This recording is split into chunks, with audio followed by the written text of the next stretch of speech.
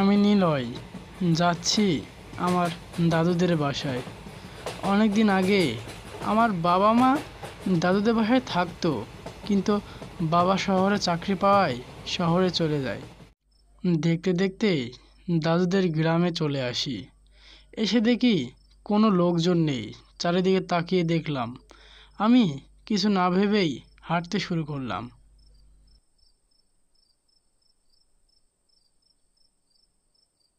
Station থেকে যখন বাইরে এলাম তখন দেখলাম চারিদিকে কোনো রিক্সা বা ভ্যান কিছুই নেই। আমি রেগে বললাম, ধুর, এদিকে কোনো রিক্সাও নেই, এখন কি করে যাই? সেই পায়ে হেঁটেই যেতে হবে। এদিকে আবার কোনো অন্ধকার হয়ে গেছে, যাই তাড়াতাড়ি পা চালাই। আমি এই কথাটা বলে কিছুক্ষণ সেখানেই দাঁড়িয়ে থাকলাম। তারপরে আমি সিদ্ধান্ত নিলাম আমি হেঁটেই যাব।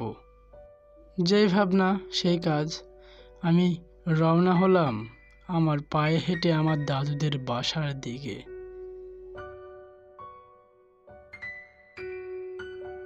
এ কি, ছোটবেলায় যখন এসেছিলাম তো গাছ গোছালি তো ছিল না, মনে হয় লাগিয়েছে। এ বাবা, গাছে আবার কি বড় বড় আম ধরেছে। আমি হাঁটছি, হাঁটতে হাঁটতে এক জায়গায় গিয়ে আমার পা থমকে দাঁড়িয়ে যায়। আমার পিছনে যেন বরফের স্রোত বয়ে যাচ্ছে। আমি ভাবতেও পারছি না। আমি হঠাৎ করে পিছনে ঘুরে দেখলাম একটি ভয়ঙ্কর নারী মূর্তি আমার পিছনে দাঁড়িয়ে আছে। আমি ভয়ে আঁতকিয়ে উঠলাম। কি রে, তুই মনে করিস কি না কি আছে? দেখ, তোর জম বসে আছে, আজকে তোকে খাবো। পালাচ্ছি কোথায়? দাঁড়া, পালাচ্ছি কোথায়? আমার হাত থেকে তোকে কেউ বাঁচাতে পারবে না। আমি আসছি, আমি তোর পিছে আসছি।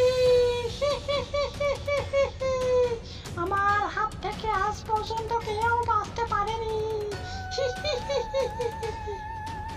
দেখতে দেখতে দেয়নি অদৃশ্য হয়ে গেল।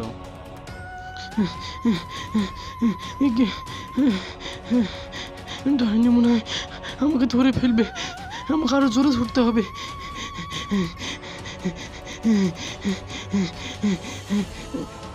তাড়াতাড়ি যাই।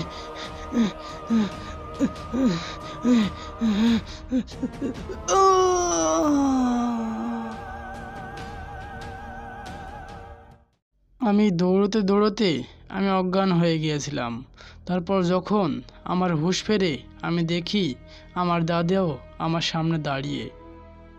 দাদু, আমি এখানে কেন? আমাকে এখানে কে নিয়ে আসলো? আমি তো মনে হয় কোথায় একটা হোঁচট খেয়ে অজ্ঞান হয়ে গিয়েছিলাম। দাদু ভাই, তুমি ওই একটি বাড়ির সামনে অজ্ঞান হয়ে পড়েছিলে। কিছু লোক তোমাকে চিনতে পেরে তোমাকে বাসায় নিয়ে আসে।